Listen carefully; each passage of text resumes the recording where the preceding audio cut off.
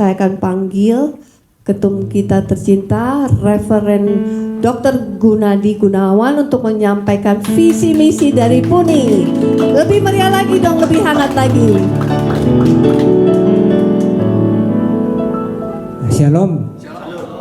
Bapak Ibu Saudara yang kasih dalam Kristus, PUNI adalah ibadah yang kedua kalinya di sini, saudara, singkatan dari Perkumpulan Usahawan Nasional Injil Indonesia.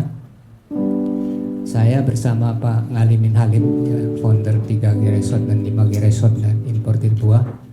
Kebetulan dia lagi bersaksi di Full Gospel, ya, sebentar lagi datang.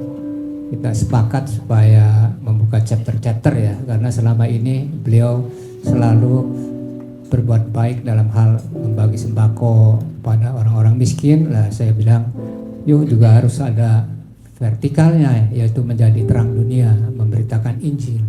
Karena mengasihi Tuhan dan sesama itu satu paket, saudara. Ya nggak boleh hanya horizontal saja, harus ada vertikalnya. Akhirnya beliau siap, Pak Gunadi.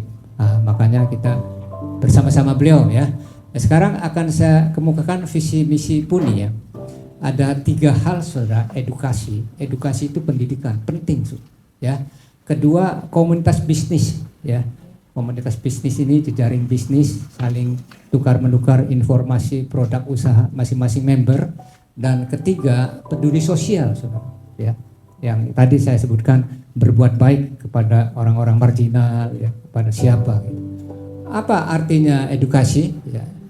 Edukasi di dalam kamus KBBI itu disebut proses pembelajaran dan pengembangan potensi diri, ya, talenta, yang bertujuan untuk menambah pengetahuan, saudara, mengasah keterampilan dan mengubah sikap serta perilaku seseorang. Itu edukasi. Ini dijalankan oleh John Robert Power, saudara. Saudara sekolah sama dia 3 bulan, berubah hidupnya, tapi dari luarnya, ya, outeringnya, ya, penampilannya, potensinya, bisa public speaking, apa, ini sekuler. PUNI menggabungkan, saudara, ini sekuler ada dalam dunia bisnis, tapi dalam kekristenannya juga ada. Apa itu? Nah, ini kekristenan. Coba Pak Mindo baca, ya. Jadi komplit PUNI, sekuler ada, kekristenan ada, saudara. Tolong dibaca. Hosea 4 ayat 6, umatku binasa karena tidak mengenal Allah, karena engkaulah yang menolak pengenalan itu, maka aku menolak engkau menjadi imamku, dan karena engkau melupakan pengajaran Allahmu, maka aku juga akan melupakan anak-anakmu. Nah, saudara, ini bahaya nih. Kalau orang Kristen hanya seminggu sekali ke gereja, tidak mau belajar, tidak mau mengenal Tuhan, saudara. Coba bayangkan, Tuhan akan melupakan. Tuh, bayangin sampai anak-anak. Oleh karena itu edukasi ini sangat penting, saudara, ya, pembelajaran kerohanian Kristen. Nah, apa itu? Ya, kalau dunia ingin berbuat baik, kekristenan tidak, saudara. Ya, dimulai dari identitas baru, bukan amal baik, bukan berbuat baik. Berbuat baik itu bagus, ya. Tapi Alkitab mengajarkan bukan dari itu start. Perubahan identitas dulu. Apa identitas itu? Ya, baca lagi. Efesus 4 ayat 22 sampai 24, yaitu bahwa kamu berhubung dengan kehidupan kamu yang dahulu, harus menanggalkan manusia lama yang Saya ulangi sekali lagi, Efesus 4 ayat 22 sampai 26, yaitu bahwa kamu terhubung dengan kehidupan lama yang dahulu, harus menanggalkan manusia lama yang menemui kebinasaannya oleh nafsu yang menyesatkan, supaya kamu dibaharui di dalam roh dan pikiranmu, dan mengenakan manusia baru yang telah diciptakan menurut kehendak Allah di dalam kebenaran dan kekudusan yang sesungguhnya. Jadi identitas selama ini begini, identitas selama ini orang-orang yang tidak mengenal Tuhan. Nah, itu kita harus berubah. Jadi mengenal Tuhan dulu, baru kita diberi identitas baru. Percaya pada Yesus Kristus sebagai Tuhan dan Juru Selamat, baru kita diberi identitas baru, manusia baru. Selama saudara tidak percaya pada Tuhan, saudara memiliki identitas lama. Ini menurut Alkitab, saudara. Ya. Dan Adam dan Hawa memiliki dosa turunan sampai sekarang. Setiap manusia begitu lahir berdosa, saudara. Dan upah dosa sampai menuju kematian adalah maut. Nah, makanya kita kabarkan kepada dunia ini menurut Alkitab. Terserah saudara mau atau tidak mau, itu urusan saudara sendiri ya. Kita tidak boleh maksa. Cuma Alkitab menerangkan bahwa kekristenan dimulai dari perubahan identitas baru ya, dari lama berubah menjadi manusia baru, lahir baru ya. Yang lama lagi sudah tidak mau, tinggal baru. Apa itu identitas baru? Nah, di dalam identitas baru itu, supaya kamu dibaharui di dalam roh dan pikiranmu ya, dan mengenakan manusia baru yang telah diciptakan menurut kehendak Allah di dalam kebenaran dan kekudusan sesungguhnya. Itu identitas baru, saudara.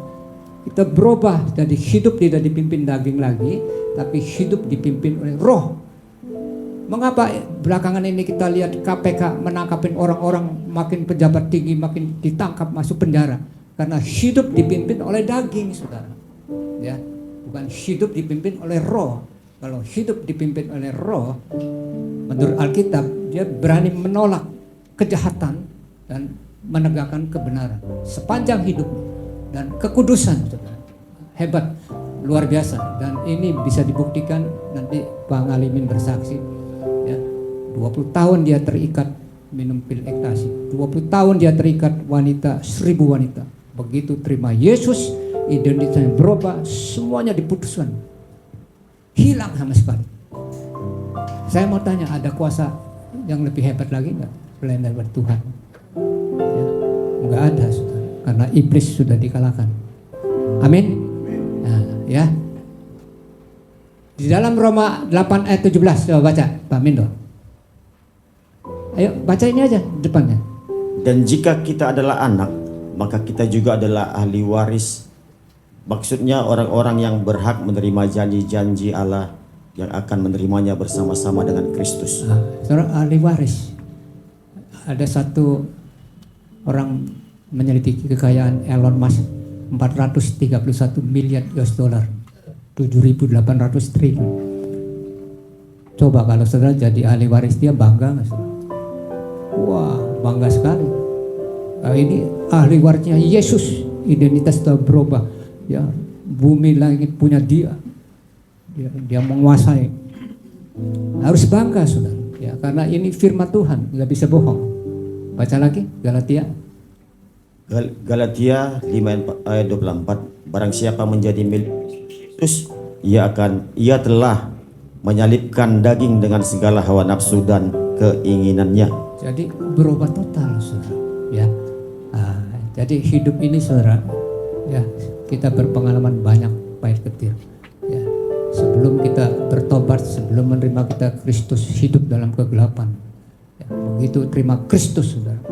Ayo, di tengah-tengah dunia yang semakin jahat, makin banyak penipuan, kita bisa lolos, saudara. Ya, karena apa? Karena Kristus ada di dalam diri kita.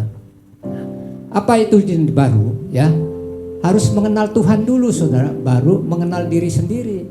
Makanya orang-orang ateis, orang-orang yang tidak percaya Tuhan, sulit dirubahkan, saudara. Sampai mati dia tidak akan bertobat. Ya, saya berapa banyak menginjili konglomerat ateis. Enggak mau, Pak Gunadi. Kalau saya lumpuh dulu, baru panggil pendeta. Tapi selama saya sehat, enggak mau. Enggak ada Tuhan, bilang begitu, saudara. Nah, jadi harus mengenal Tuhan dulu, percaya Tuhan dulu, baru saudara bisa mengenal pribadi saudara. Siapa kita ini? Orang berdosa. Saya buktikan, kita ini orang berdosa. Ya. Coba baca. Hampir semua hikmat yang kita punya, yaitu hikmat yang benar dan sejati, terdiri dari dua bagian, pengenalan akan Tuhan dan pengenalan akan diri sendiri. Saudara ingin memiliki hikmat Tuhan, saudara, harus mengenal Tuhan dulu, baru mengenal diri sendiri. Ya, baca firman Tuhan, terus bergaul dengan Tuhan, baru mengenal diri sendiri, baru saudara memiliki hikmat Tuhan. Dan hikmat Tuhan ini di atas segala-galanya. Saya akan buktikan nih, ya. Coba baca lagi. Hikmat Tuhan, Amsal 8 ayat 57a. percayalah kepada Tuhan dengan segenap hatimu dan janganlah bersandar kepada pengertianmu sendiri. Janganlah engkau menganggap dirimu sendiri bijak. Nah, ini menurut pengertian dunia, saudara, ya, dibuktikan oleh orang terkaya Steve Jobs. Untuk menjadi seorang kaya raya dimulai dari data, mengumpulkan data, saudara, ya, data-data seperti kalau saudara agen asuransi, data-data dokter spesialis yang punya deposito 1 miliar ke atas disamperin supaya bisa beli premi, saudara. Data dari direktur CEO juga banyak, saudara. Ini rahasia keberhasilan seorang pebisnis di dunia. Ini standar dunia, saudara. Tidak lari dari sini. Nah, kedua juga saudara harus mengumpulkan informasi dari IT, Google. Kalau saudara sakit apa, nggak bisa BAB berhari-hari pakai enema dari informasi, saudara. Ya, bapak sakit mah pakai apa, Vitera, ya, dari informasi. Nah, jadi ini dibutuhkan, saudara, karena sekarang sudah canggih dan standar dunia ini berhasil. Yang ketiga, knowledge dari pengetahuan, ya.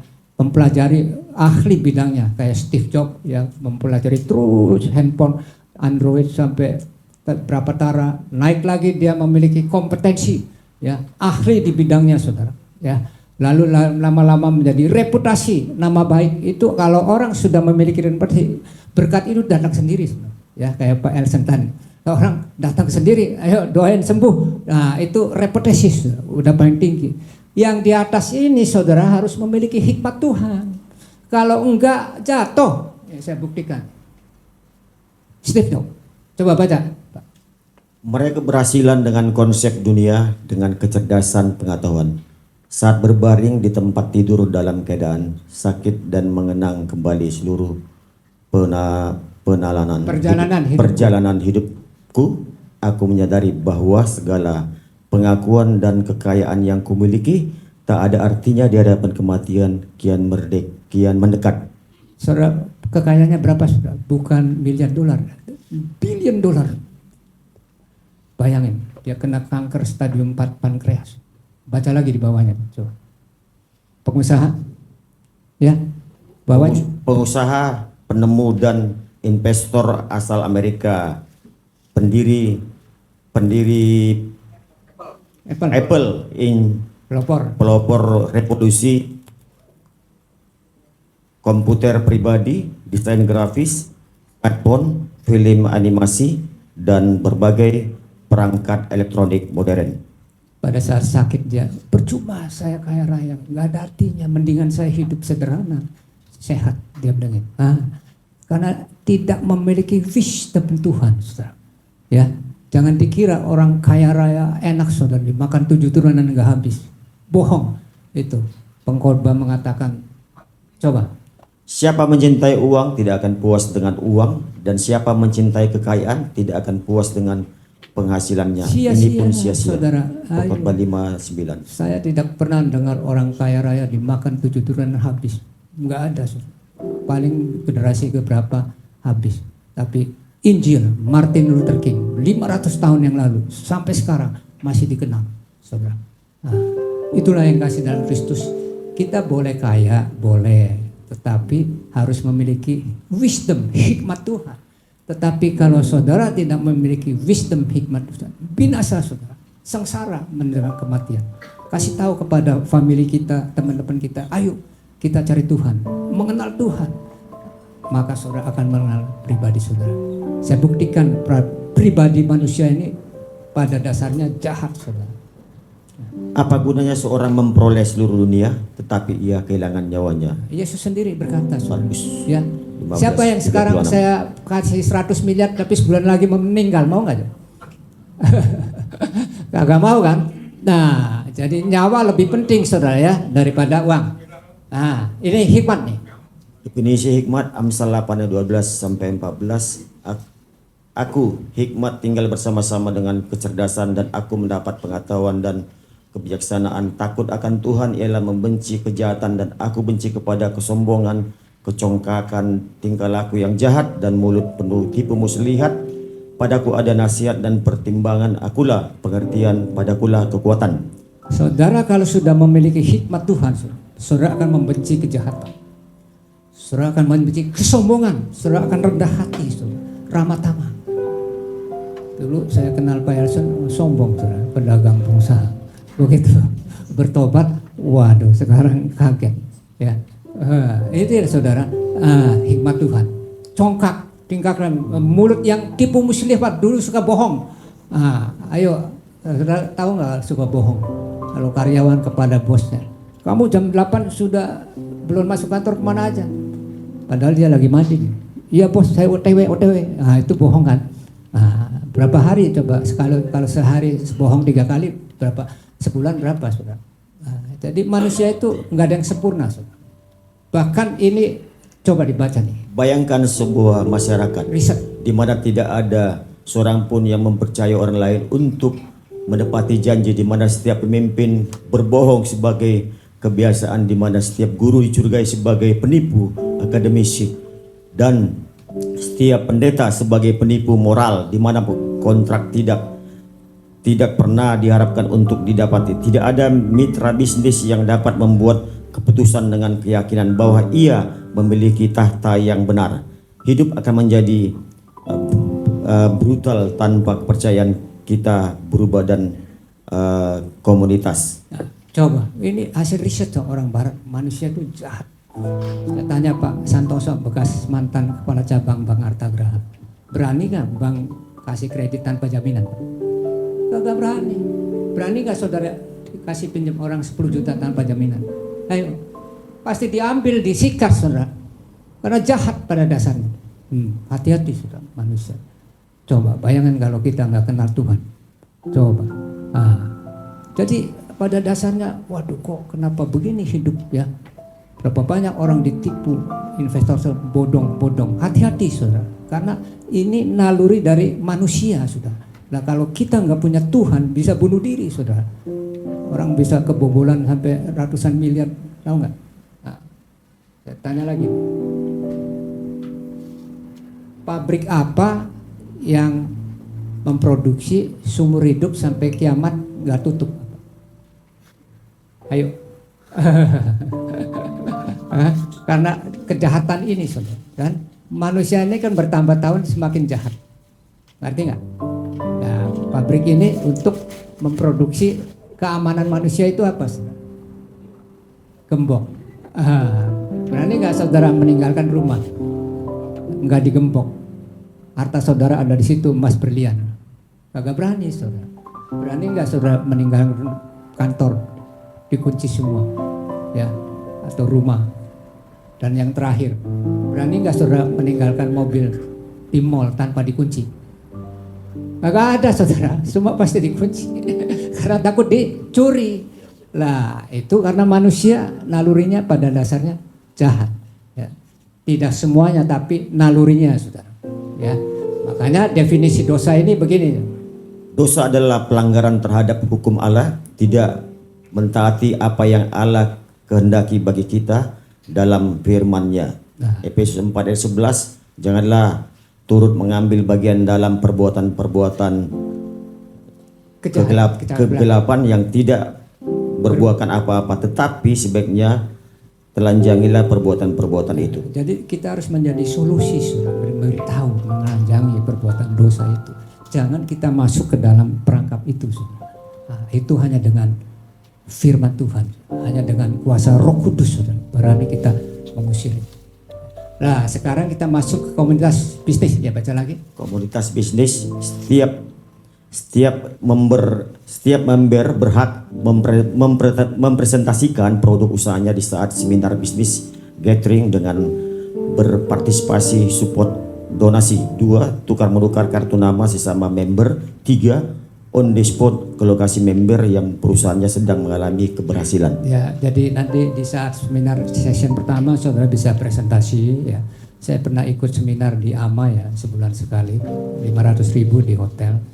Itu ada presentasi lah, yang presentasi ini memberi support saudara ya, yang memberikan imbalan uang lah kepada PUNI supaya lancar organisasi itu ya. Kedua, tukar menukar kartu nama supaya bisa dikonsumsi saudara sesama anggota. Ketiga, on the spot ke satu perusahaan yang berhasil saudara ya, seperti Pak Amin nanti gudang importir buah di Kapuk ada besar saudara, Dia bilang, silakan Pak Gunadi, lihat di sana ada 20 sampai 30 jenis buah dari Tiongkok dan Amerika, ya. Dan dibagi-bagi buah, atau kita ke perusahaan-perusahaan yang Brokokoko, pabriknya di Pak Felix, ya, di Tangerang, pabrik sepatu Brokokoko. Saya pernah beli sampai 10 biji, saudara, 30 juta ya. Kita bisa on the spot kalau dia presentasi di sini gitu ya. Yang terakhir 3. Peduli sosial. 1. Melakukan visitasi ke panti werda. 2. Melakukan visitasi ke lapas. 3. Mencari sponsorship untuk membuka chapter Puni berwilayah dari kota ke kota, city to city. 4. Memberitakan Injil. Jadi yang pertama visi ke panti werda kita udah buktikan kemarin, saudara. Kita membagi-bagi makanan, ya, makan nasi siang dan bebitasen dan sabun, ya. Nanti kita ke penjara, saudara, ya, sewaktu-waktu supaya kita memberikan Puni berkontribusi kepada orang-orang yang ditahan. Siapa tahu di situ ada para usahawan supaya dia jangan berbuat dosa lagi. Yang ketiga mencari sponsorship. Karena kita di Surabaya sudah buka, besar, kapasitasnya 300 kursi, ya. Di Bandung sudah buka, besar juga, kapasitasnya 300 kursi, ya. Jakarta cari sponsor. Nah, yang terakhir ini intinya memberitakan Injil. Jadi peduli sosial itu saya udah bilang Pak Amin, yuk boleh pada orang-orang marginal di bawah jembatan kasih sembako bagus, tapi yang penting ini lebih penting apa itu memberitakan Injil. Ya. Markus 12:9-31. Jawab Yesus, hukum yang terutama ialah, dengarlah hai orang Israel, Tuhan Allah kita, Tuhan itu Esa. Kasihlah Tuhan Allahmu dengan segenap hatimu, dengan segenap jiwamu, dengan segenap akal budimu, dan dengan segenap kekuatanmu. Dan hukum yang kedua ialah, kasihlah sesama manusia seperti dirimu sendiri. Tidak ada hukum yang lebih utama daripada kedua hukum ini. Semua agama di dunia, saudara, kalau mempraktekkan hukum ini, semua universal, dihormati orang. Tidak ada hukum yang mengasihi Tuhan dan mengasihi sama. Yang kita tegur, jangan mengasihi sesama aja, mengasihi Tuhannya itu harus, saudara. Ya, jadi satu paket. Apa itu mengasihi Tuhan? Terang dunia, baca. Kamu terang dunia, Matius 5:15. Kamu adalah terang dunia, kota yang terletak di atas gunung, tidak mungkin tersembunyi. Jadi terang dunia itu harus di depan orang masa banyak, saudara. Garda depan memberitakan cahaya, bersinar, berdampak. Bukan di belakang layar, bukan. Itu terang dunia, saudara. Ya, garam dunia. Kamu garam dunia, Matius 5:13. Kamu adalah garam dunia. Jika garam itu menjadi tawar, dengan apakah ia diasinkan, tidak ada lagi gunanya selain dibuang dan diinjak orang. Ini garam dunia yang berbuat baik, yaitu menjadi asin, ya, supaya bermanfaat bagi orang lain. Nah, sekarang terang dunia. Kamu terang dunia, Matius 5:16. Demikianlah hendaknya terangmu bercahaya di depan orang, supaya mereka melihat perbuatanmu yang baik dan memuliakan Bapamu yang di surga. Apa itu cahaya terang dunia itu, saudara? Baca. Berbuah banyak, Yohanes 5:15-8. Dalam hal inilah Bapakku dipermuliakan, yaitu jika kamu berbuah banyak, dan dengan demikian kamu adalah murid-muridku. Jadi sebetulnya berbuah banyak itu Pak Amin, silakan depan. Itu memberitakan Injil, cari-cari, bukan berbuat baik yang membagi-bagikan sembako, ya. Jadi berbuah banyak itu memberitakan Injil. Saya terangkan bagaimana cara memberitakan Injil ini, ada 3 hal. Ya. Sebentar saya terangkan dulu. Ini data statistik, saudara. Kemarin ulang tahun PGLI ke-55 di Surabaya. Ketua DPW Puni PGLI Ibu Fili Sandora diundang oleh sekjennya. Sebetulnya sekjennya undang saya ketua. Cuma karena jarak jauh saya utus. Dan dia katakan alarm sekarang, pertumbuhan penduduk meningkat tetapi pertumbuhan orang percaya menurun, bahkan bisa hilang. Ya, pada tahun 2010 berapa persen tuh, baca Pak Mindo, kelihatan? Yang kotak tuh, yang kotak. Waduh, gak kelihatan saya, Pak. Nggak kelihatan ya? Kekecilan. Ini pada tahun 33% tahun 2000. 2010 30,6, tahun 2020 28,6. Menurun terus, saudara. Nah, saatnya kita memberitakan Injil, saudara, yaitu amanat agung.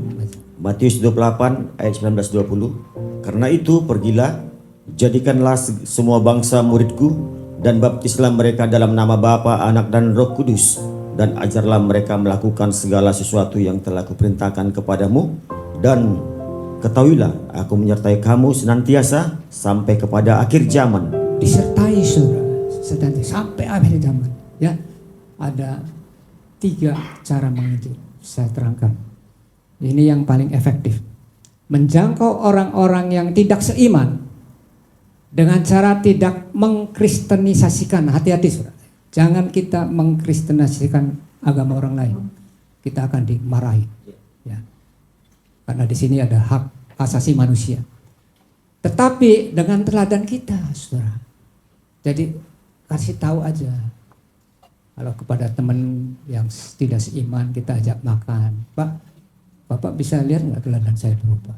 Kayak Pak Amin, ya, dulu mengkonsumsi pil ekstasi, sekarang hilang. Maaf bicara, dulu main cewek sampai ribuan, sekarang hilang. Dulu saya suka marah, sekarang saya jadi mengasihi. Dulu saya dendam ke Sumat, ya, kalau hutang nggak bayar saya kirim debt kolektor, bila perlu saya bunuh, sekarang saya ampuni. Jadi ceritakan aja teladan saya pada teman saya. Nanti dia akan terkesima, saudara. Oh, hebat ya. Saya juga rumah tangganya mau cerai. Bagaimana caranya? Ya, Bapak ampuni istri Bapak, ya, saling mengasihi. Lalu dia tanya, Pak Gunadi bertobatnya di mana? Ya kasih tahu, di gereja saudara, ya, atau di Puni. Kalau Bapak mau, saya ajak ke gereja saya. Saudara akan berubah seperti saya.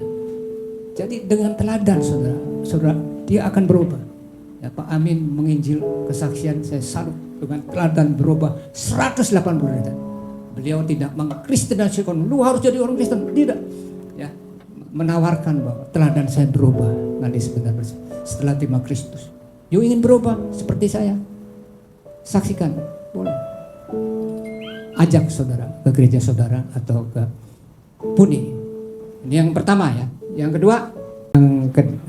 kedua menjangkau orang-orang yang tidak seiman dengan persahabatan. Ini kesaksian nyata Ibu In Cipto, saudara. Ya. Jadi setiap Natal dia itu dengan tetangga-tetangga orang yang tidak seiman membagi hadiah. Ya. Sebaliknya setiap Lebaran atau apa dia juga membagi hadiah, saling silaturahmi. Suatu ketika Ibu In membagikan hadiah kepada sebelahnya kopi, saudara. Ya, lupa kopi bubuk. Nah, berapa biji Mama kasih selosin. Nah, setelah dikonsumsi minum, dia artinya habis. Lalu dia tanya lagi, Ibu In, boleh nggak saya beli lagi selosin? Oh nggak usah Pak, kita kasih gratis saja. Kasih gratis lagi, saudara. Selosin lagi, dia konsumsi lagi. Nah, suatu ketika tidak memberitakan Injil, saudara, hanya persahabatan. Suatu ketika dia bilang, tolong Bu, saya sakit, didoakan. Ya, akhirnya Ibu In doakan, sembuh, saudara. Nah, orang itu akhirnya telepon lagi, Bu, boleh nggak saya utang budi pada Ibu? Saya sekarang ingin menjadi orang Kristen. Tepuk tangan dulu untuk Tuhan Yesus Kristus. Tidak dipaksa, saudara, hanya dengan persahabatan. Dia hancur hatinya sendiri, menyerahkan diri. Nah, ini tidak mengkristenisasikan, ya. Ini sukarela, saudara. Ya, saudara harus rela memberi dengan berbuat baik dulu, saudara. Ya, dengan cara berbuat baik. Yang ketiga, menjangkau orang-orang Kristen yang imannya hilang, saudara. Ya, coba bayangkan. Tadi saya bicara dengan Ibu Lilik Salim di Palembang, seorang pengusaha kaya. Tadinya dia cinta Tuhan, tiap minggu ke gereja. Gara-gara pendetanya kecewa, saudara, dia enggak mau ke gereja lagi sampai sekarang. Ini yang kita jangkau, orang-orang Kristen yang hilang. Haleluya. Imannya lemah, ya, balik lagi ke dunia lagi. Bahaya, saudara, kalau ini tidak diselamatkan, binasa. Nah, makanya saya bilang tugas kekristenan yang besar berbuah adalah memberitakan Injil. Itu nomor 1 dulu. Puni tergerak kepada 3 hal ini. Yang Pertama, kita memberikan Injil kepada orang yang tidak seiman, ya, dengan teladan kita. Kita buktikan teladan kita setelah terima Kristus, setelah lahir baru. Makanya para presiden mitra, yuk harus kasih contoh Pak Min. Amin. Teladan serupa Kristus. Amin. Nah, kalau presiden mitranya tukang nipu, tukang garong, nggak ada yang datang, saudara. Betul nggak? Di chapter Puni, ya. Teladan kita dulu yang harus kita transformasikan. Lihatlah teladan saya seperti Kristus. Saudara ingin berubah seperti saya, ayo ikut saya masuk Puni atau masuk gereja saya. Nah, yang kedua dengan persahabatan, dan yang ketiga orang Kristen hilang. Saudara tahu kisah cerita anak hilang yang bungsu itu, ya tidak seiman lah, dia hilang. Kakaknya itu orang Kristen dulu, tapi dia terhilang, saudara. Dia nggak percaya kepada bapaknya. Nah, itulah dua orang yang harus kita jangkau, ya, orang-orang yang tidak seiman dengan kita dan orang-orang yang terhilang. 3 hal ini. Apa itu menjangkau? Baca. Menjangkau berarti mengulurkan tangan untuk meraih sesuatu atau secara kiasan berusaha mencapai dan menemukan sesuatu. Itu saudara, kita menjangkau orang nih, bahaya nih kalau nggak dijangkau. Tuh, bayangin, itu neraka di tengah ini. Ini kalau nggak dijangkau, baca sebelah kanan, Yohanes 5:24. Enggak, di sini aja.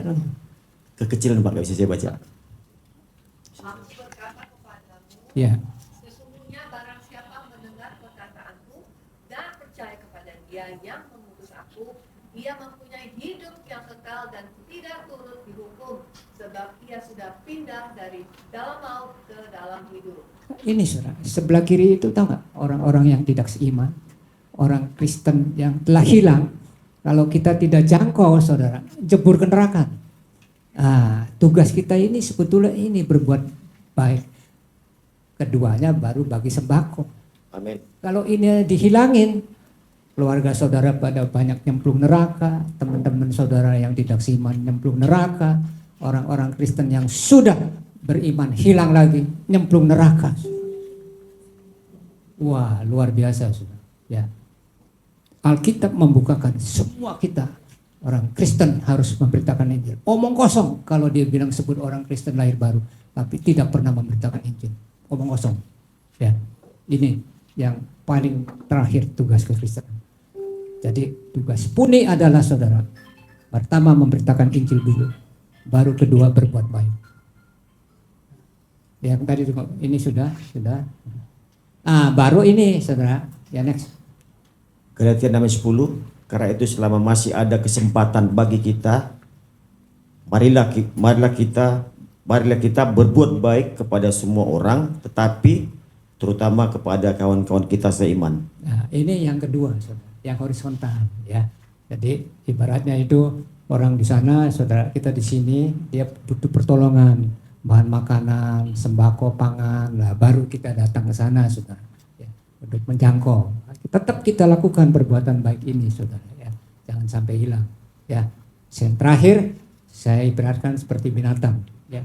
Babi ini berkata kepada sapi, "Sapi, saya ini sebetulnya dipuja-puja orang, daging saya dimakan, di semua restoran saya ada di situ. Tapi kok kenapa orang mau caci maki saya kalau marah, babi lu. Lalu sapinya berkata, beda dengan saya, kalau kamu kan malas pagi siang malam makan untuk hidup. Tapi kalau saya kan beda, sapi saya diperas, ya, berguna, berdampak bagi orang lain, menjadi sehat. Saya menjadi tumpangan orang-orang, dibawa dan itu menjadi berkat. Nah, ini yang disebut garam dunia, ya. Jadi saudara yang kasih dalam Kristus, Puni tetap mempunyai visi memberitakan Injil, yaitu kabar baik amanat agung, memberitakan Injil dengan 3 sistem, 1 teladan kita, dan 1 persahabatan, dan 1 lagi adalah mencari orang Kristen yang hilang, dan kedua adalah menjadi garam dunia. Itu harus dilaksanakan, ya. Dengan visi misi ini saya yakin kita akan berbuah, berkembang, mencari calon-calon presiden mitra untuk disupport, untuk membuka. Terima kasih, Tuhan yang berkati. Haleluya. Amin.